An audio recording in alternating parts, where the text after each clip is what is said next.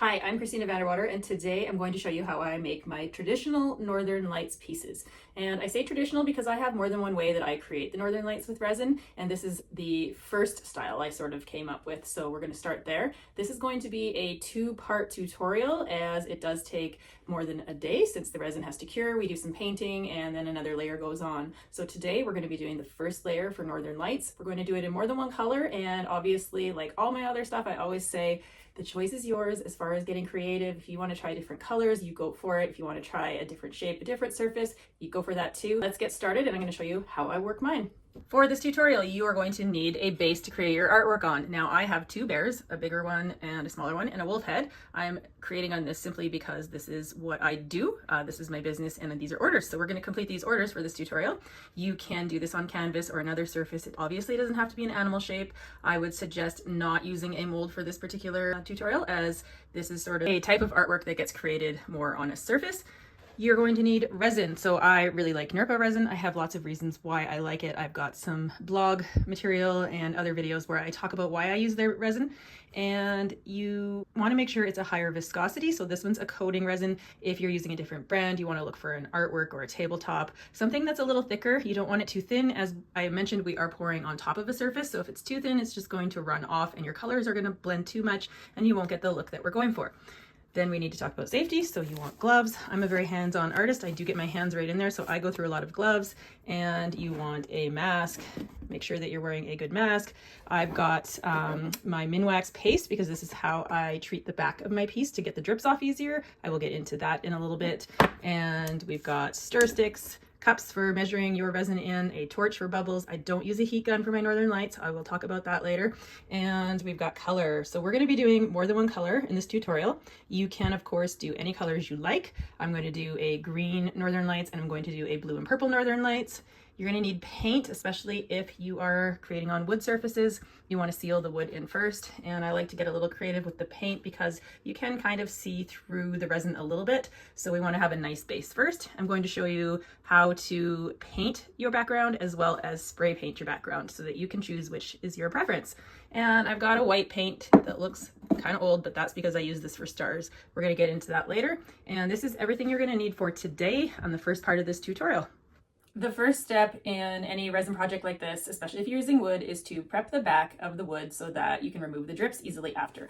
I use Minwax finishing paste. There's a lot of other ways that you can do things. For me, this is the easiest, most economical, and it's just so much easier than tape. A lot of people use tape. You can use tape. When I'm doing shapes like these animals, it gets a little tricky because there's so many edges, and I just don't have the patience to put the tape on, outline everything, trim it to make it fit. So the paste works so well for me. I'm gonna run through that really quickly with how I do it, and we'll be good to go for the painting portion.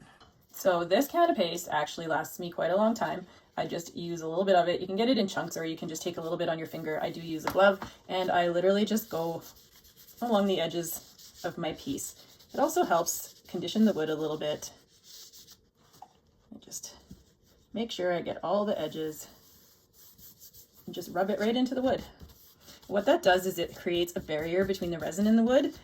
The resin doesn't like oil stuff, so it's going to come off really easily when this is done.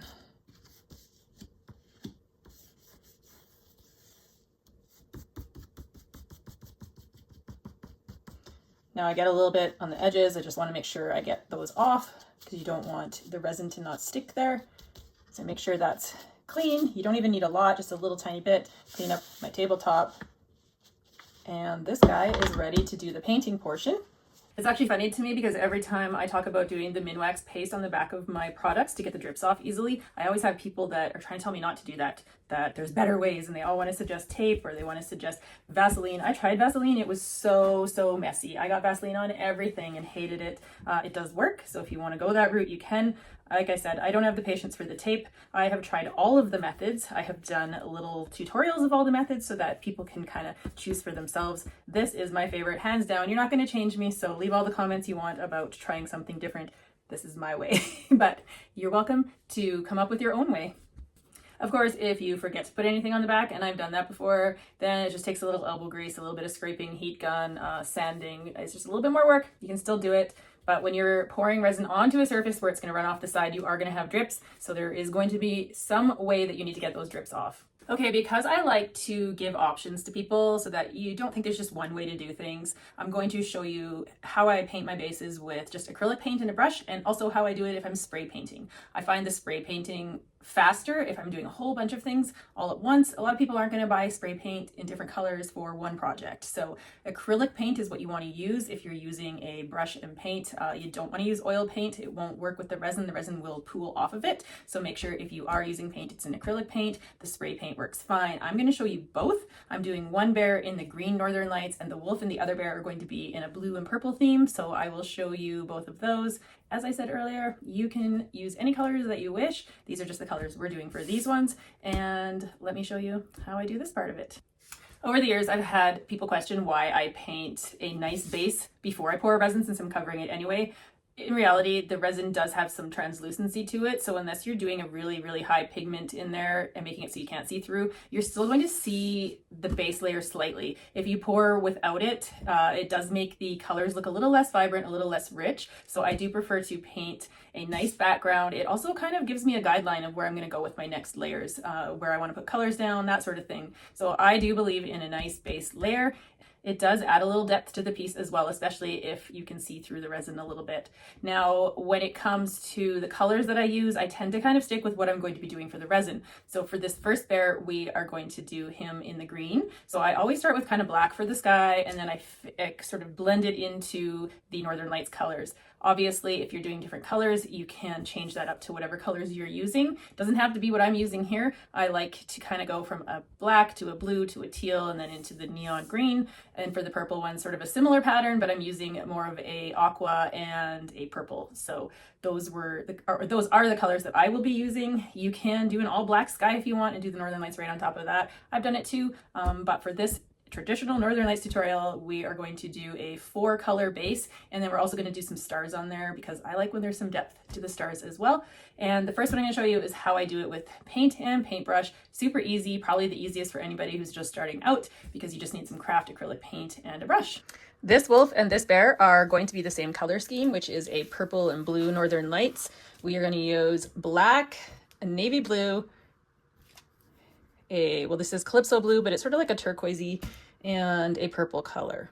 So I kind of go from dark to light because we want the dark night sky in the background. And I do make sure that I paint my edges. I don't worry about going over the back because we're going to clean that up when we are done our entire piece. You can get creative and do this part however you like. A lot of it is going to get covered, so I don't worry about being too exact with anything.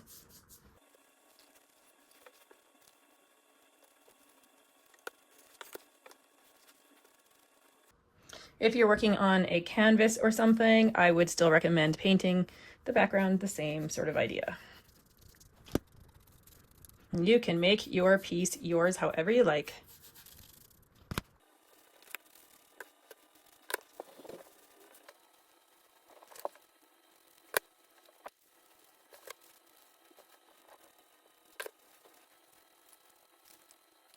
I don't worry too much about the edges on the bottom of these pieces. I just want to make sure that they're sealed in, because when we do our second layer, or should I say our paint layer, because we're going to paint trees, we're going to cover a lot of this with the paint anyway.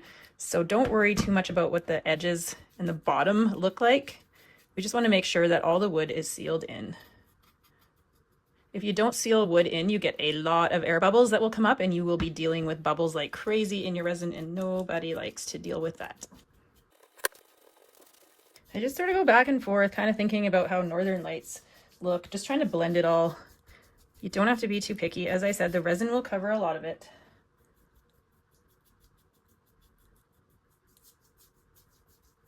If I don't like the way it blended, I'll go back and put some purple in there, blend it a little better.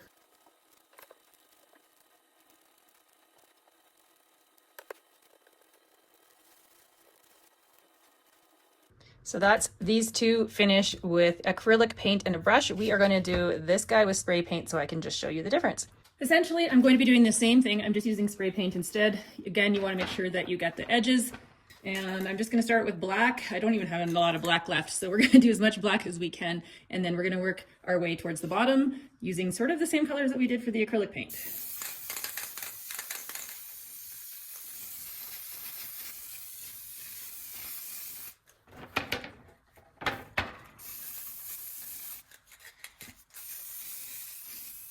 Do blue next, a navy blue or some kind of a darker blue. It doesn't really matter. You can choose your own colors.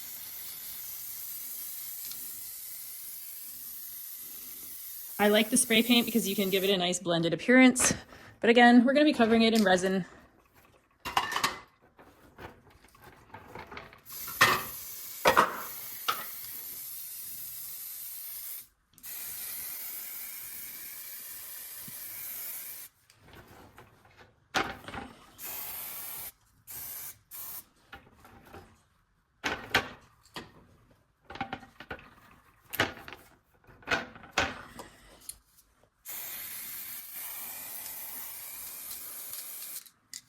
Now this there is going to be the neon green Northern Lights, so that's the color I'm going to be using for the bottom part. Now this is the part that's going to glow the most on this, and so I like it to come up fairly far because we're going to be painting a silhouette of trees and land here. So if you only do the green at the bottom, you're going to have not a lot of room to put the trees in the silhouette, and this is the part that's going to really be the highlight of this piece, is where it glows. So I come up a little bit higher with that color. You can even do some Northern Lights looks with the paint. Make sure you get all the sides sealed in.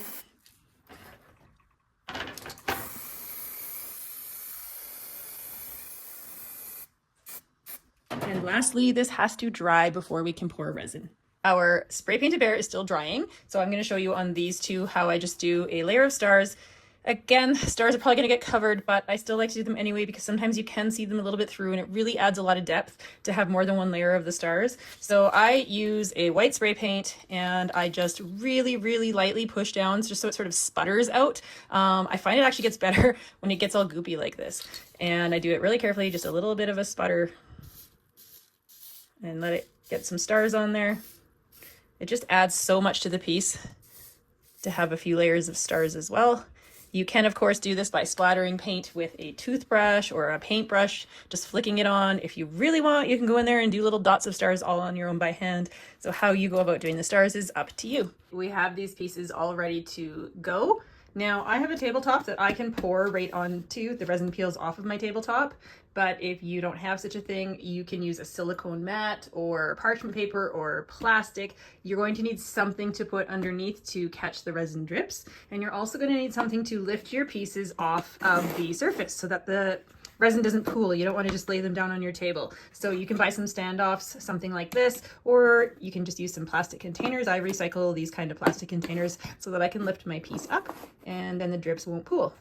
Once you have your pieces raised up, you also want to make sure that they are level. You don't want to pour your resin and then it all just runs off and onto the table. So if you have a little level like this, you can just make sure that everything is level so that your resin stays where you want it. Because I'm making 3 pieces, I will be mixing resin in a larger container because I'm going to do all 3 at once. Now, you are most likely going to be doing just one color piece, so you won't need as much resin and you don't need as many colors. When I'm working this way, even if I'm just doing the one color, I like to line all my colors up with containers, stir sticks, and everything ready to go so that when my resin is mixed, I can just pour it without having to think and without having to run all over the room looking for things. And you only have a certain amount of working time, so you don't want to waste it looking for stuff. I like to be organized and ready. I have my glow-in-the-dark colors that are going to be mixed in with their corresponding color and the other colors that I'm going to be using. So for these Northern Lights pieces, there are some that are the same for both color options. I always have black, I always have a blue, and I always have this blue-green color. It's the purple and the green that is going to be different depending on the piece. You are going to want to mix your resin according to the directions on your resin bottle, depending on what type you're using. I do always mix it for the required time. For me, it's about 5 minutes.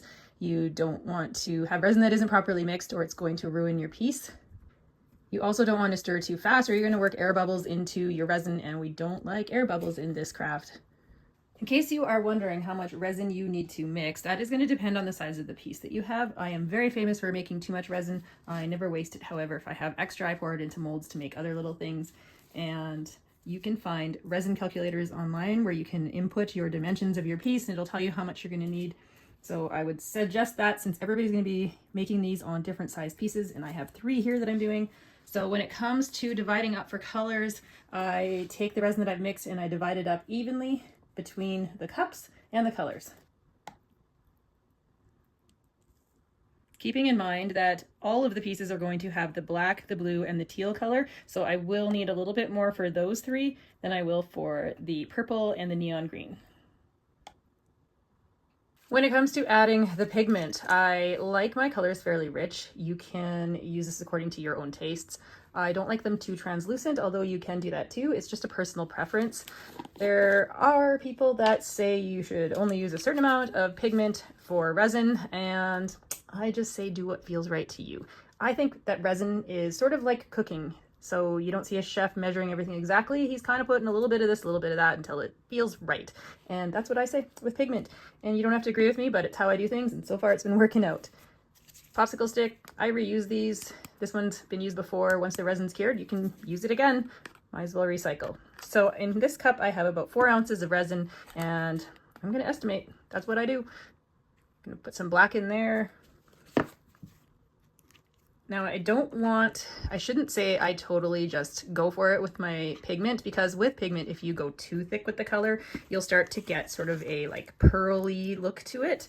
And then it's a little bit too thick and you'll start to get sort of circular looking cells almost. Not really cells, but circular little areas that show up in your piece. And I don't like that either. So it's sort of a game of playing around until you figure out what you like and what works for you. And sometimes a look that I might not like, somebody else might. So it's all up to just experimenting and playing around and figuring out what works for you. If you hold this up in the light a little bit, you'll have a better idea of how thick the pigment is and how much you're going to see through it. So there's a little bit of translucency there, which is perfect, but it's not so see-through that it looks like glass. We're going to do the same for all the other colors.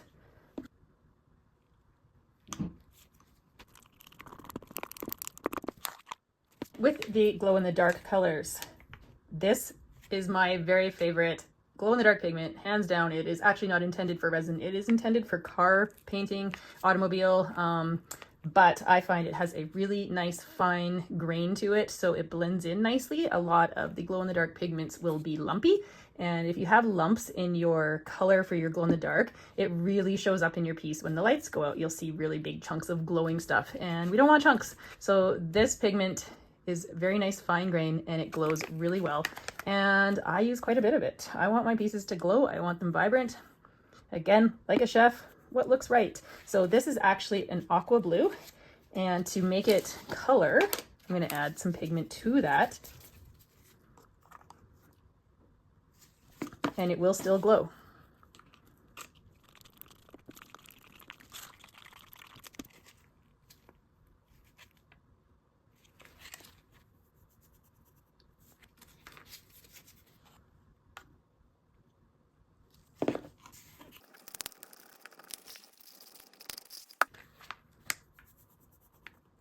For this green, you don't need to actually add another pigment to this. It's really, really bright, but I actually do add a little bit of fluorescent green. It just gives it a little bit more of a kick.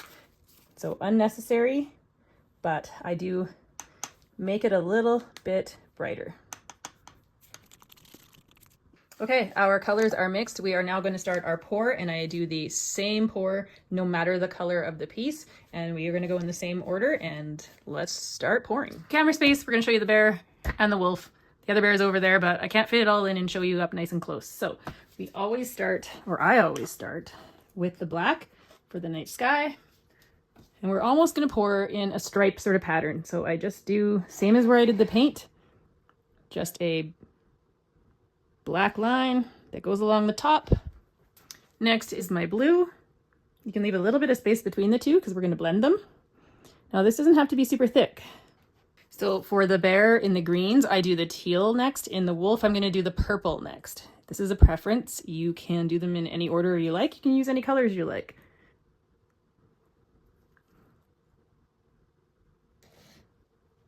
Now at this point, we're gonna blend. We're gonna do the Northern Lights part after we blend this. You can use anything to blend with. You could use a scraper such as this. You can use a blending tool like this. I'm a hands-on person. As I said, I go through lots of gloves. I like to get my hands in there and almost finger paint. I find that it just goes the way you want it better. I always make sure that when I blend the resin, I'm running my hand along the edges to make sure that the resin comes down nicely around the edges instead of just a bunch of drips.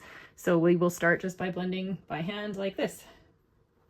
I push it right off the edge a bit, and then I take my hand and I make sure that I'm smoothing that out, getting in all the little edges. If you've got an animal shape like this, there's lots of little crevices to get into. If you have a square or a circle, then it's a lot easier.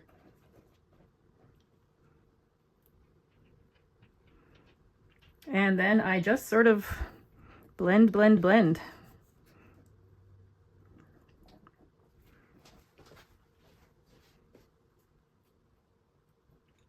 Still making sure that I get all the edges covered in resin. You don't want to leave any gaps. And I don't mind if some of the colors mix, because that's what gives it its really unique look. Now, this one looks really stripy.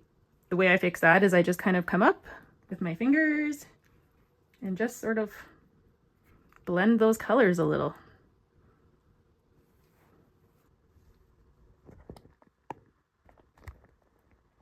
Now I'm changing my gloves before I start the wolf just because there's some different colors in there. We're going to do the exact same thing.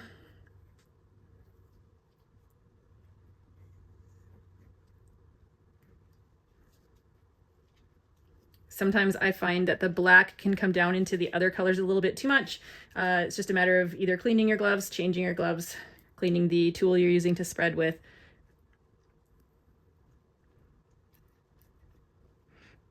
Again, if you are doing a piece that isn't a wolf or a bear with all these little edges, it's definitely a lot easier. You don't have to try and get in all these little spaces.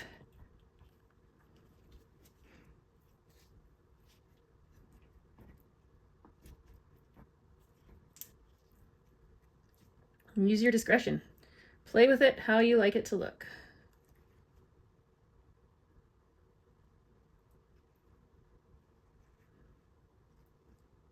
Now over here, I did some on a bear that didn't have a background. The reason for this is I want to show you why I don't use a heat gun when I'm blending my colors. I don't like a heat gun at all for the Northern Lights because I prefer a very blended, sorry, it's really hard with the reflection to get a proper video, but I prefer a more blended look as opposed to what's going to happen when I use the heat gun on here.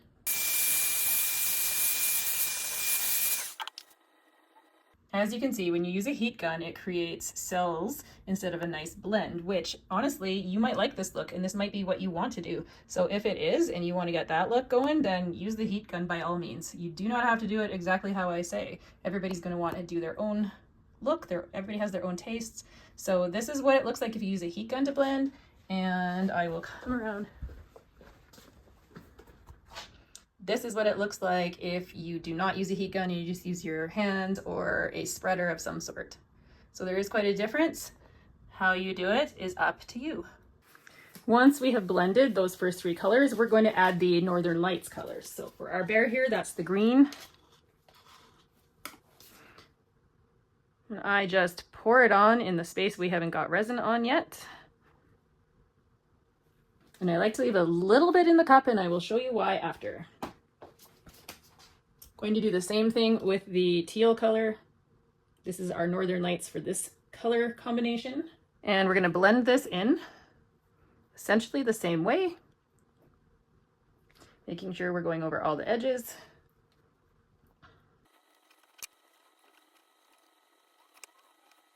I like to then make this more blendy by taking my hand. I will reposition so I can show you. And I just sort of drag my fingers through there like that.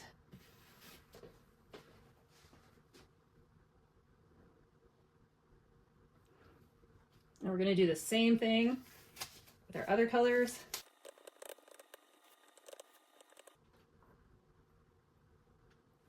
Now, the reason that I leave a little bit in the cup is because sometimes I like to take a little bit, depending on how the blending goes.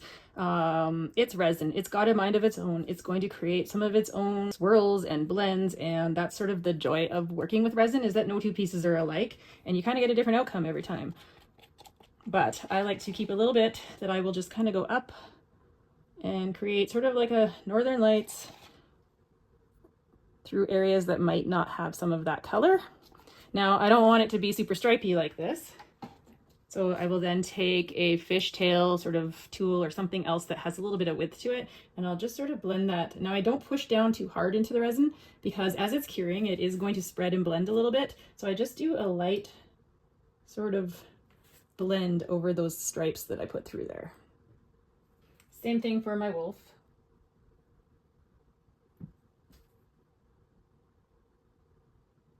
And again, I don't use a heat gun because I don't want to create cells. This isn't ocean, this is Northern Lights, and we want it to blend like lights would blend. Last step for this stage of the game, which is the first layer of resin. This is our first part before we complete these, keeping that in mind that we are still going to do a paint layer and another resin layer.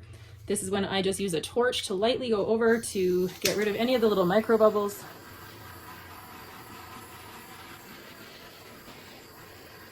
As you can see, everything is blended really nicely for our first layer.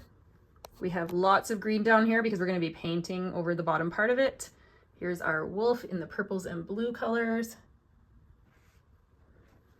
So it's amazing the difference in colors by just switching out purple and green. Everything else is the same, but it gives you a really different look. So that's why I encourage you to experiment with your own coloring as well and see what combinations you can come up with. Here's our purple bear. And if you want, you can cover your piece at this point because it needs to cure overnight. I don't worry about lint too much at this stage because we are going to do more layers. So if a little bit of lint gets in there, it will not be noticed by the time we are done. That's part one of the Northern Lights tutorial, and now our pieces are going to cure overnight, and the part two video is coming. It's going to show the next layer of paint. We're going to paint a silhouette of some land and some trees on there. Of course, you can paint anything you like, it doesn't have to be that. And then we are going to do the final layer of resin, which is going to really bring these pieces together. I hope you enjoyed this tutorial. I will see you in the next one.